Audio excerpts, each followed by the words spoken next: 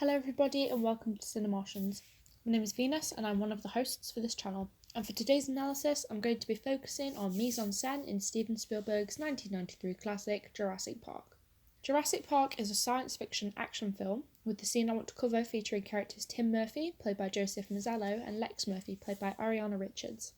The film follows the journey of survival with our characters against genetically engineered dinosaurs, brought back to life and let loose after billionaire tycoon John Hammond's project suffers a critical sabotage. Sound design is the overlaying of a score, dialogue, diegetic and non-diegetic sounds all at once or sometimes not at all, to create an emotive response from the audience. Sound design transports the viewers into the mise-en-scène of what they're watching and creates a more immersive experience overall.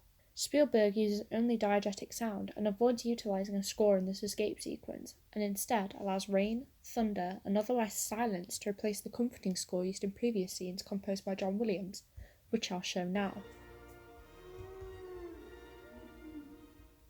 This reveals the truth about the park and the reality of the danger that is within it, twisting its perceived power over nature and acute safety that Hammond, the owner of the park and billionaire tycoon, played by Richard Attenborough, has claimed it to be, to something more terrifying and sinister. Hammond has played God with his creations, and now the consequences are being shown. As a result of this, the romanticism that we see in earlier scenes, with the Brachiosaurus reveal and the triumphant orchestra score behind it, is juxtaposed by the severity and danger that comes in the later Rex escape scene. Diegetic sounds create a mounting sense of tension with the scene of the Rex's booming footsteps. Firstly, with Tim's initial statement of, the footsteps approach closer, creating ripples in the plastic cups filled with water on the dashboard, whilst Hammond's grandson Tim observes the event, with the camera having Tim leaned into a close-up shot to visualise the cups on the dashboard, and we get a point-of-view shot of the boy in a close-up watching the water move.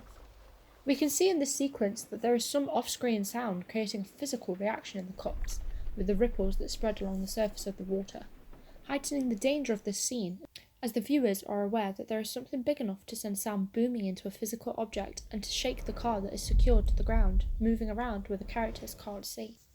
The film takes advantage of the use of lighting and camera angles in this sequence, with Tim using night vision goggles in a point-of-view shot. This scene has lots of tight shots to focus in on each character and object, and flicks from them relatively quickly to heighten the pace. Using a low-angle tilting shot, Spielberg introduces us to the Tyrannosaur, with the creature swallowing the goat in the enclosure whole. This usage of lighting allows for the scene to dramatise its dark and moody elements and create a dramatic sequence. Catching glimpses of the Rex through the flashes of lightning and in the hard lighting frames the dinosaur in a menacing style, with our only light source coming from behind the Rex, which mostly cloaks her in the shadows. It could be argued Spielberg does this to selectively choose what is hidden and revealed to the viewer to prolong the horrific reveal of the monster. When it turns to look at the Jeep, its face is more illuminated, and we can see the brightest thing in this shot being the large teeth in the creature's mouth. This highlights the menace and power it possesses. Moving further into lighting and colour, we think about the lighting after the Rex has stepped out of its enclosure, allowing the muted greys and blues of the scene to bring contrast to the bright synthetic light of the Jeeps, to the dark atmosphere of the stormy night around the characters. The flashes of lightning are placed strategically, contrasting light and shadow to build intensity and drama. Spielberg employs the usage of low-key lighting to accentuate shadows and give high contrast to the scene, along with dark tones alongside it. The low-key lighting is achieved by Spielberg with using hard light sources with little to no fill light within the scene. We see the Rex tearing down the enclosure fence in a shot using a wide lens to capture the full view of the T-Rex being the centrepiece of the frame and the largest thing in the scene, with the two Jeeps being by either side of the creature and looking dwarfed in comparison.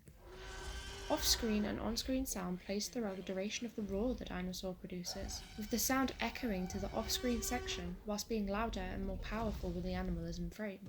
We can also hear that when the dinosaur is on screen, it becomes the main focus in terms of audio, with its sheer size and power being able to tone out the sounds of rain and lightning, which turns the Rex into the focal point of the scene. The children turn on their torch in fear, which we see drawing the animal's attention, and we can use a low angle to look up at the Rex and see its domineering size over the children in the car, showing us plainly what little protection they have against the beast. Rexy leans down to meet the gaze of Lex, and Spielberg shows how the light of the torch makes its pupil dilate, which gives the film a more realistic expression and shows the danger the animal has now it knows the children are in the car.